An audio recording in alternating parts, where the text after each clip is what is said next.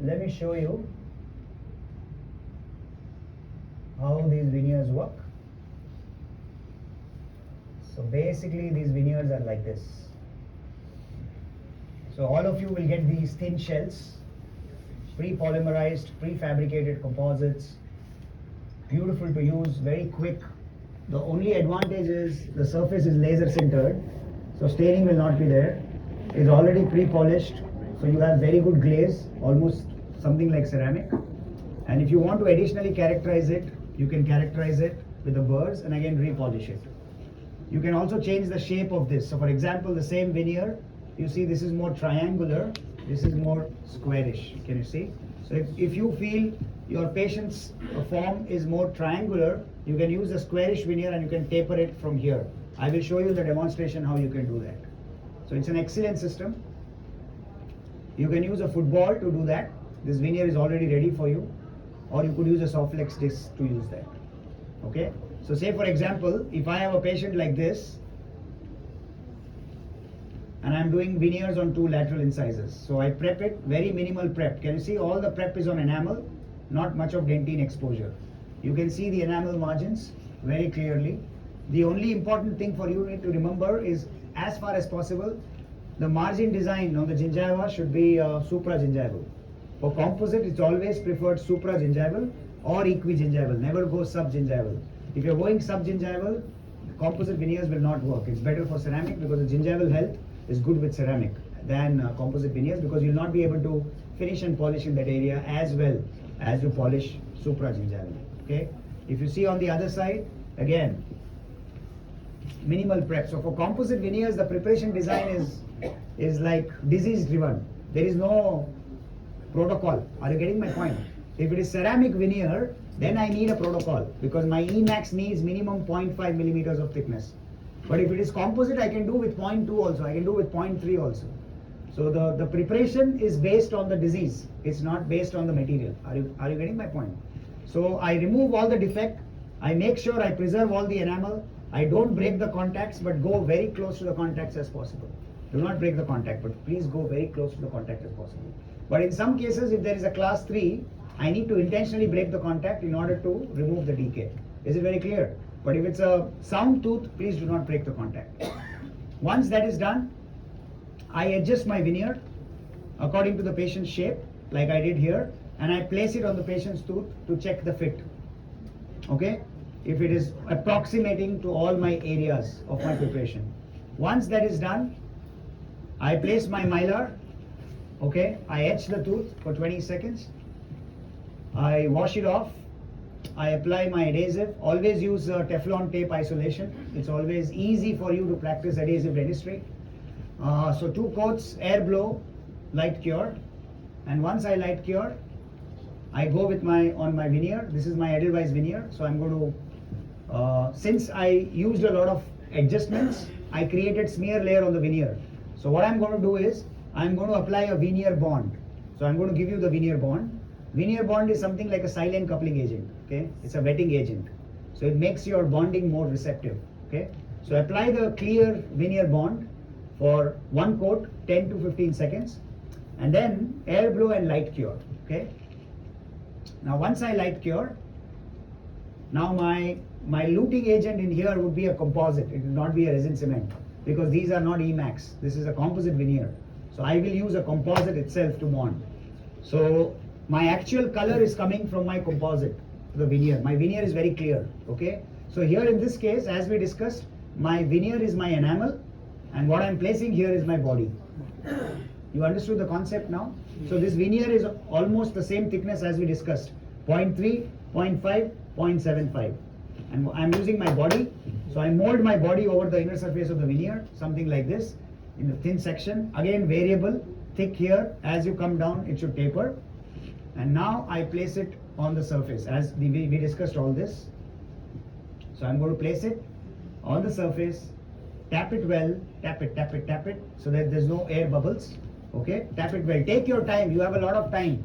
This will only set or cure when you show the light. It's command polymerization. And then, of course, in the proximal, when there is a little bit of gap, you push all the composite which is coming from inside into these gaps, and with the mylar strip, you contour them on both the sides. And initially, you will only do tack cure. What is tack cure? Cure only for 3 seconds from the incisal edge. From the incisal edge, not from the front. Because I still want to remove some excess from the labial. If you cure from the front, then it will be difficult for you to remove the excess. Because I don't want to touch the veneer with my bird. Are you getting my point? So please tack cure, veneer is stabilized, remove all the excess, and then do full cure once you are very sure. Okay? And this is how the veneers will look after we finish. So in this case, I am not polishing this area, but in case if I have to characterize, I have to give a lot of depressions or lobes, I will give them and then repolish them. It's easy to repair, easy to polish, easy to maintain. If it's a ceramic veneer, if it chips, you cannot repair, you have to replace. Okay? So that's the biggest advantage we have with these veneers. So from here, we get it here. Okay? Yeah, you were asking me something. So for example, we have a case like this. This is a no prep veneer because patient wants a very good smile. There is a little bit of deficiency when the patient smiles, it's under contour, so I'm going to get it out. So I do a lot of pumice cleaning. And if I want to really prepare, then I see the defect because there's a lot of caries here. Can you see here? Some proximal caries here, a lot of demineralization here. So I'm going to prepare in those areas only. So it is all preparation based on disease. You can also use your air particle abrasion. How many of you use this? This is excellent to roughen, to get very good bond strengths. So we use 50 microns alumina. We at a 2 millimeter bar pressure, and you see the prep now. It's very supragingival, not broken the contact. Everything is intra-enamel. You can see the enamel margins and see the preps now.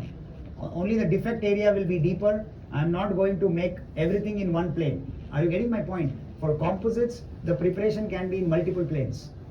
It's not amalgam. If it's amalgam, you will make it in one plane. So margin should be extended proximally. Extend, but don't break the contact. Yeah, go very close, but don't break the contact. Wings. Yeah, as wings, yeah. But it should be feather edge, not be very thick or no shoulder. The margin also should be feather edge because it's all composite. Okay, if it's ceramic, now it is 1 millimeter shoulder for Emax. Earlier it was all 2 millimeters, but now it is 1 millimeter. But this will be around 0.5 to 0.75. So now we etch, we wash, we apply the adhesive. You can see the shiny, glistening surface after adhesion. That means your bonding is really good. So after you light cure, now you come back to your veneer. You place your composite, the shade which you have selected, and you place one by one. So always finish one, then do the other one. Don't do all together, you will mess it up. Finish one, then go to the next one, okay? So we do all the same procedure. We see, we finished all of them here. And now my only challenge is to finish off the proximals and the margins. Can you see that? And that's exactly how we finish. So always with these veneers, don't touch the surface, only touch the margins. So I'm going to finish off all the margins and then I'm going to polish. Same on the lingual, okay? But you should not touch on the labial. Is it very clear? If I do direct veneer, then I'm going to touch the whole surface because I'm going to finish and polish. These are semi-direct veneers, already made for you. You just have to bond them, finish the margins, that's it. So all of you in the hands-on kit, you will get 2 veneers of centrals, and you will get 1 occlusal veneer of premolar. Okay? And then I can also use my finishing strips. I can use my disc and polish if required at the margins, and this is exactly how my veneer is. Okay, so this is how the patient was before, this is how the patient is after. So if I'm doing 6 veneers with this system, I would take roughly about an hour and a half. But if I'm doing direct veneer, direct composite, I would take more than 3 hours. So it reduces the time by 50%, and at the same time the results are quite dramatic. Cervical defect on the lateral incisor, he wants to correct them, but at the same time he doesn't want to do orthodontics. Okay, he's not concerned. So what we do is quickly we prepare, very minimally invasive, and we finish off 2 veneers. So what we can do is, we can do instant orthodontics. You saw his canine was placed slightly high. I can get the canine down by adding my palatal shell and placing the long neck veneer. Okay. So they also have a long neck veneer. Long neck veneer. Long neck veneer means LN veneer for recession cases. Okay. So this is how the patient is. So if you want to give, if you want to change the form, if you want to change the shape, you can all do that as I already showed you. I can also show you in the demonstration. For example, patients coming to you like this with white spot lesions. Now I know this is very deep. Resin infiltration might not work because we do a lot of resin infiltration as well. But if resin infiltration will not work, then I have no choice. I have to go for a minimal invasive prep followed by these veneers. Okay. See, if I want to give a depression, I can give that and I can repolish it. Yeah. In case of texture, is it any chronology that first we should do a primary plan, then developmental growth? No, there is no chronology. It's all dependent on what you see on the adjacent tooth. So suppose you see lobes and primary plane. First I will do the lobes, then I will do the primary plane. I'll finish off the horizontal first, and then I'll do the vertical. Yeah. But you can go either ways. There is absolutely no harm. Yeah. Again, see a deep lesion. You can see a deep white spot lesion, hypoplasia on central incisors. So there's no choice. You have to prep them, minimally invasive. See here again, I'm not breaking the contact. I'm intra-enamel, preserving a lot of enamel at the margins. That's the key. That's the first thing I told in my presentation. Maintain sound enamel at the periphery. That is giving you longevity.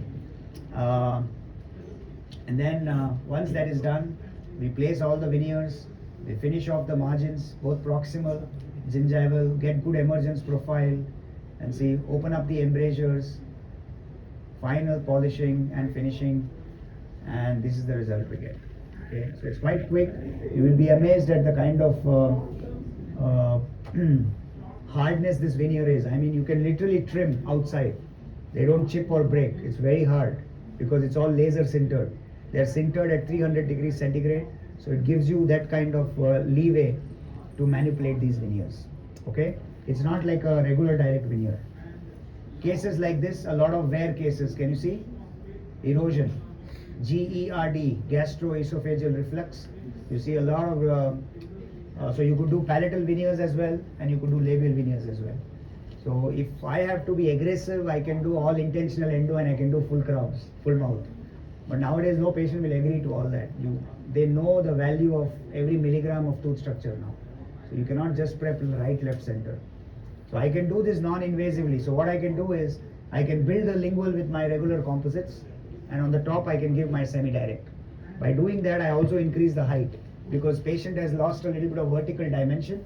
You see how short the incisor is, and now with my veneer, you see how long my veneer becomes. So patient is getting back the form, getting back the shape of the tooth, and you see, this is the kind of incisal extension we create for this patient. And we place one by one. You see the translucency there, that's because it's enamel. Okay, and this is how we finish this case. We can use it posteriorly. Oh yeah. It's a very good system to raise the bite additively, meaning to say you don't have to do any endo or do a crown. Suppose patient comes to you with erosion, atresion, okay? The tooth is sound. It's no prep. You just roughen and you raise the bite. And I will show you the veneer how we can do that. This is again very good case selection. Any patient coming to you with old composite restoration not working, okay, they're not happy, you can upgrade them to semi-direct. Okay, and after semi-direct, you can upgrade them to ceramic veneer. This is exactly how you should practice dentistry. Go from minimal invasive, then step up the ladder.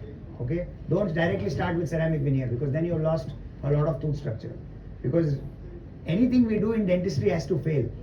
There's no way anything we do is permanent. Please tell your patients very clearly. You are just mimicking what they lost, okay, what nature gave them. So if I am doing a ceramic veneer, I know it has a life of 10 to 15 years.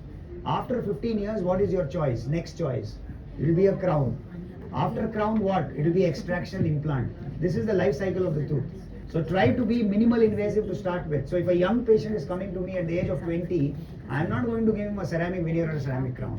I am going to start with composite and then make sure he is with my plan of treatment for the rest of his life. That's how I retain his tooth. Okay? So here what we do is, you see multiple class 3s, old class 3s. Now the moment I expose, I see they are not sound. Can you see? Interface is not very sound. So what if it's not sound? Please remove everything.